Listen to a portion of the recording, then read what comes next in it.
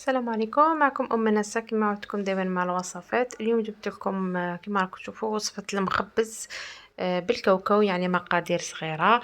لهنايا عندي 300 غرام تاع كاوكاو مع 150 غرام تاع السكر. هنايا طحنتهم كيف يعني الكاوكاو والسكر طحنتهم مع بعض حتى طحنهم يعني رقيق. لهنايا عندي لوزاز تاع القارص. من الاحسن ديروا القارص هذاك الاخضر اللي رايح للصفر، ما ديروش الاصفر باسكو ما فيش ريحه بزاف. قلت لكم هنايا سكرفشت القارص تاعي. خلطته مع الكاوكاو والسكر اللي هما 300 غرام تاع كاوكاو مع 150 غرام تاع السكر. ولهنايا زيت تاع القارص، نزيدوا له مغرف تاع لافاني. المغرف تاع لافاني ما ننساوهاش باش على الاقل تنحينا هذيك الريحه تاع الكاوكاو. ومن بعد نبداو نلمو فيه. انايا هنايا درت حبه بيض، يعني بداو تلمو فيه غير بالعقل. المخبز دائما ديروا كما حنا نقولوا حبه بصفار، يعني حبه بيض كومبلي ومن بعد نزيدوا الصفار برك. هذه هي يعني لاستيوس باش تلمو المخبز تاعنا ويجينا يعني مليح، ما يجيش ناشف بزاف. لهنايا كما قلت لكم خلط حبه تاع البيض. بديت نفرغ فيها، يعني الحبه تاع البيض كامل فرغتها. بديت نلم فيها، شفت لاباط تاعي كانت مازال ما تلمتش مليح، زدت جبت الصفار بيضه يعني، وبديت غير بشويه نلم فيها. ما ديروش بزاف البيض باش ما يغلبكمش ومن بعد تجرى لكم لاباط. هذه هي يعني كما شفتوا لهنايا راني نلم في هذاك في لافاخس تاعي، يعني في العجينه تاعي. شفتها ما زالت يعني ناشفه، ما خداتش حقها تاع البيض.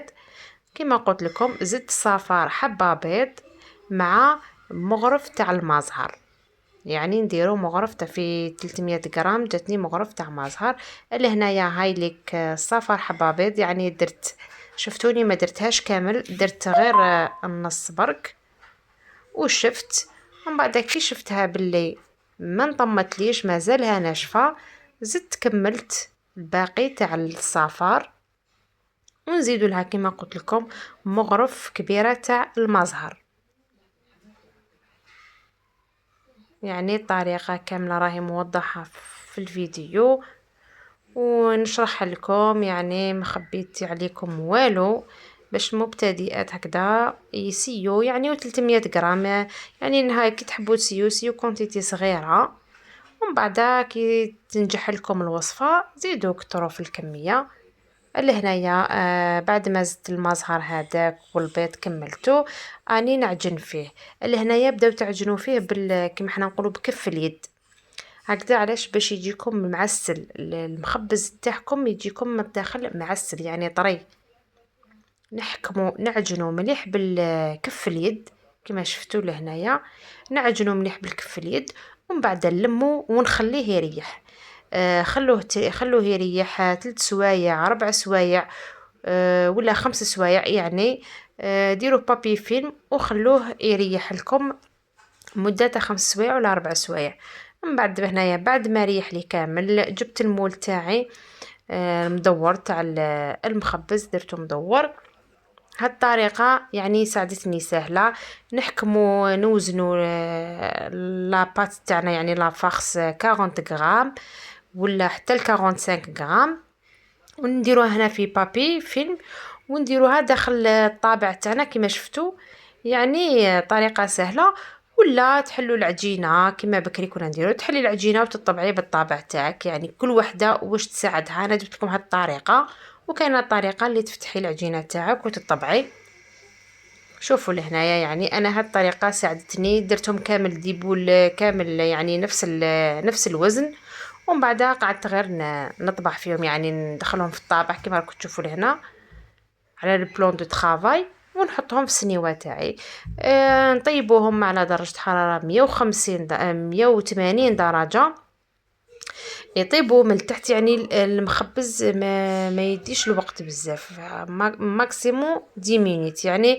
يتحمر لكم شويه من التحت برك، هذا ما كان يعني تشعلوا له غير من التحت. لهنايا بعد ما كملتهم كامل ودرتهم في السنيوه تاعي، اديتهم للفوغ يطيبوا. كما قلت لكم شعلت له الفوغ، يعني كما حنا نقولوا انشف، ماشي يقعد خضر يعني، مي يطيب لكم من التحت، يعني يتحمر شويه من التحت. دوك نوريكم كيفاش. نروحوا ندوزو للطليه تاعنا. الطليه تاعنا هنايا يعني راهي كاينه في القناه بالتفصيل الممل. لهنا انا نخلط كيله تاع الزيت، كيله تاع المزهر، وكيله تاع الحليب، وسكر كلاصي سي نورمال يكون مغربل، والما نساوش الملون الابيض يعني هو لا باز. ومن بعد اللي تحب دير كولور واحد اخر يعني دير. لهنايا نحكموا نعجنوا الطليه تاعنا كما قلت لكم، فيها كيله زيت، كيله مزهر، وكيله تاع كيله تاع الحليب. فوالا نعجنوها مليح، ومن بعد نبداو نحلو فيها بالعصير تاع القارص، يعني تكونوا عصرتوا حبه قارص وصفيتوها، وتبداو تحلوه في الطليه تاعكم حتى تتحصلوا على القوام المناسب يعني اللي تقدروا تطلعوا به. ما حبيتش يعني باش الفيديو ما يجيش طويل، سرحت لكم الفيديو هكذا. واللي تلفت لها ولا تتفاصون راهي كما قلت لكم الوصفه بالتفصيل تاع الطليه اللي نعتمدها، يعني هذه هي الطليه تقعد طريه يعني وقت طويل، وتقعد طريه ما تيبش. اللي هنايا راني نحلل فيها بالقارص. وهاوليك لهنا بعد ما طاب لي شفتوا يعني التحميره اللي خدعها. نحكموا نطلوا الحبات تاوعنا. كاين اللي تحب تطليها الطريقه، كاين اللي تحب دير في لابوشادوي وتطلي، كاين اللي تطلي بالمغرف، كاين اللي تطلي بيدها.